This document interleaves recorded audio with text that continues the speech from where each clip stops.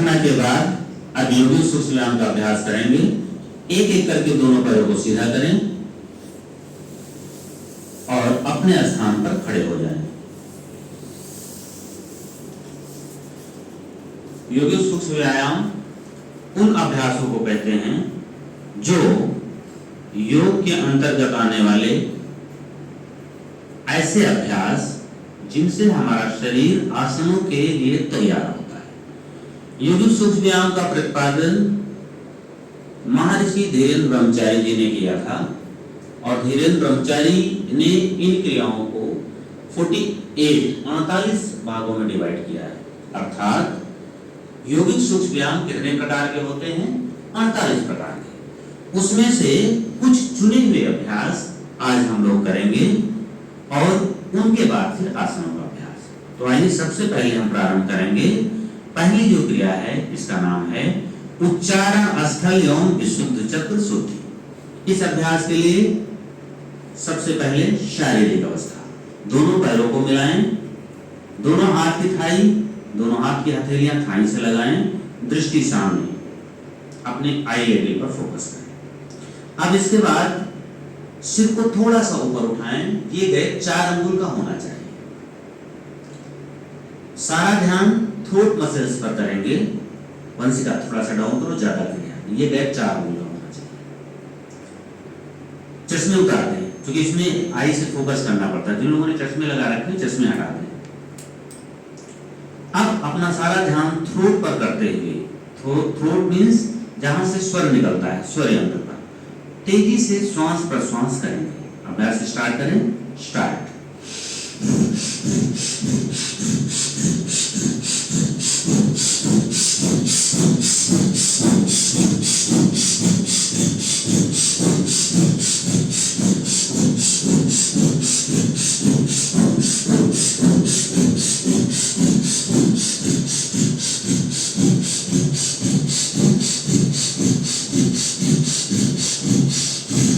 Relax. आंखें बंद करके अभ्यास के प्रभाव को अनुभव करें। सामान्यतः प्रारंभ में 25 बार इस क्रिया को किया जाता है। 1 से 2 बार इसको कर सकते हैं। यहां अभ्यास की पुनरावृत्ति नहीं की जा रही। आंख बंद करके अभ्यास के प्रभाव को अनुभव करें। शरीर में होने वाले वाइब्रेशन को अनुभव करें। अब दूसरे अभ्यास का नाम है बुद्धि एवं धृति शक्ति विकासक क्रिया।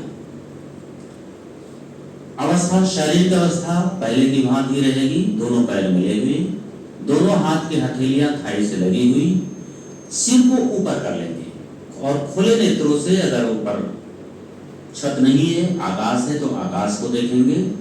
अन्यथा किसी पॉइंट को जो आपको सीधा करने से ऊपर आंख के सिद्धांत से आ रहा हो, 1 तक बिना पलक झपकाए उसी को देखते हुए प्रारंभ करें। स्टार्ट। तेजी से श्वास पर श्वास।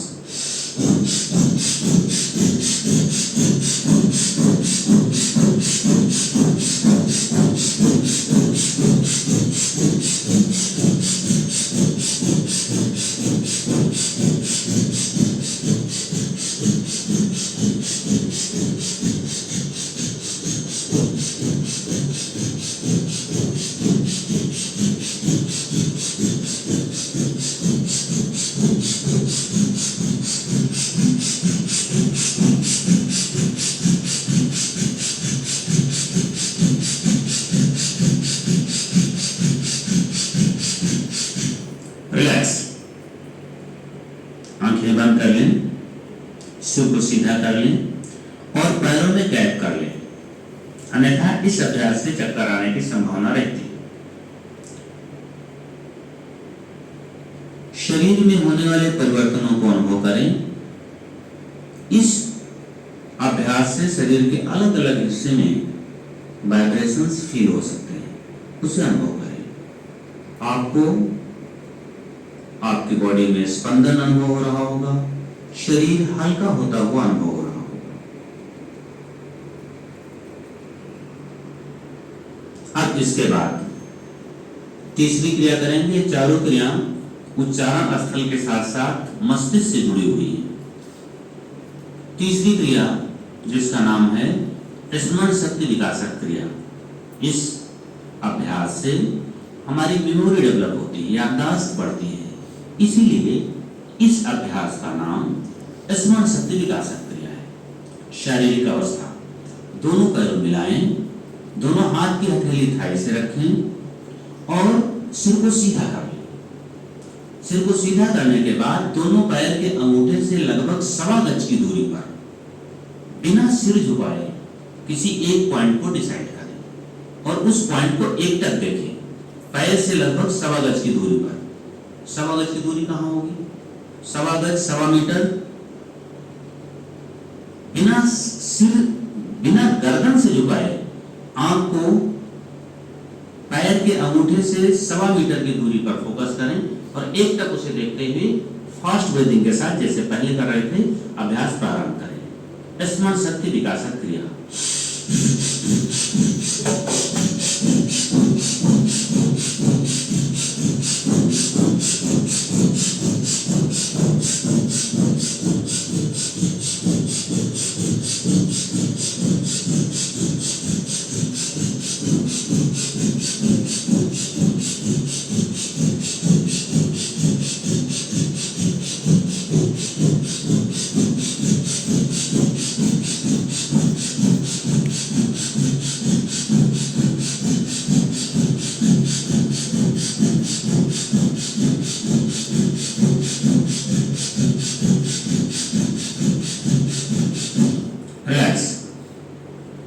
आंखें बंद, पैर में गैप कर सकते हैं और शरीर में होने वाले परिवर्तनों को अनुभव करें।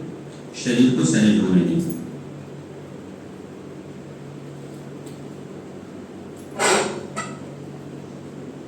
रिलैक्स होने के बाद अब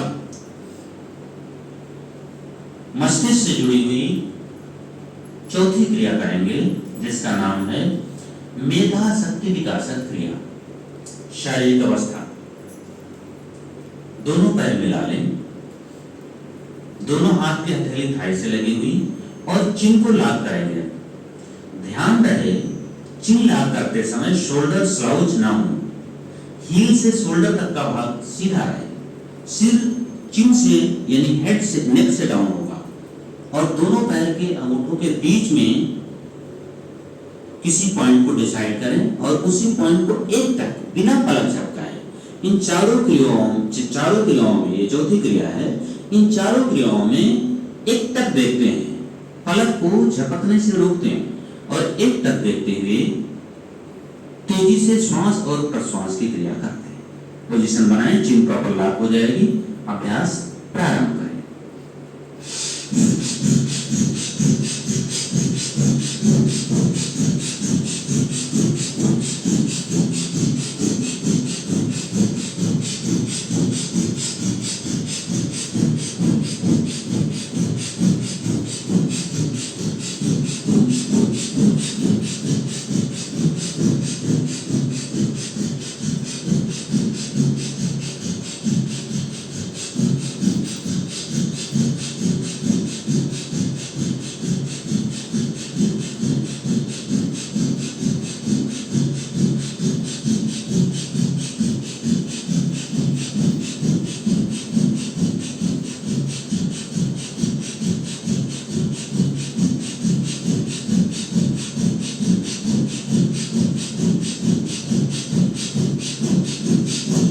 रिलैक्स, आंखें बंद कर लें, पैरों में गैप कर लें और शरीर को शिथिल करके किए गए अभ्यास के प्रभाव को अनुभव करें।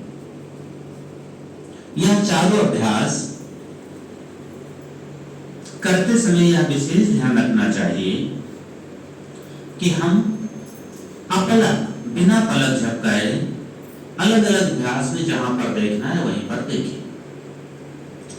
बॉडी का मूवमेंट ना हो, बॉडी स्थिर रहे। दूसरी मुख्य सावधानियां यह है कि इस अभ्यास को ऐसे लोगों को योग चिकित्सक की देखरेख में ही करना चाहिए जिनको मस्तिष्क से ब्रेन से जुड़ी हुई कोई बीमारी, जैसे मिर्गी का आना, दौरा का पड़ना, या कोई ऐसी बीमारी जिसमें वो बेहोश हो जाते हैं, ऐसे लोगों को योग चिकित्सक के बिना परामर्श नहीं करना चाहिए। ऐसे में उन्हें चक्कर आ सकता है या उन्हें फीट पड़ सकते हैं, दौरे पड़ सकते हैं। इन अभ्यासों के, चारों अभ्यासों के संयुक्त रूप से जो फायदे हैं, जैसे इनका नाम है उसी तरह का लाभ है। जैसे उच्चारण स्थल विशुद्ध चक्र शुद्धि, पहला अभ्यास, इससे विशुद्ध चक्र की शुद्धि होती है और उच्चारण स्थल शुद्ध होता है, स्वर मधुर होता है। दूसरा अभ्यास बुद्धि एवं धृति शक्ति विकास क्रिया, यह एक ब्रेन की क्षमता है, बुद्धि का विकास होता है। तीसरी क्रिया स्मरण शक्ति विकास क्रिया, मेमोरी डेवलप होती है। और चौथी क्रिया मेधा शक्ति विकास क्रिया, छात्र मेधावी होते हैं, जो मेधा की शक्ति है वह विकसित होती है। तो इन चारों अभ्यासों के लाभ हैं।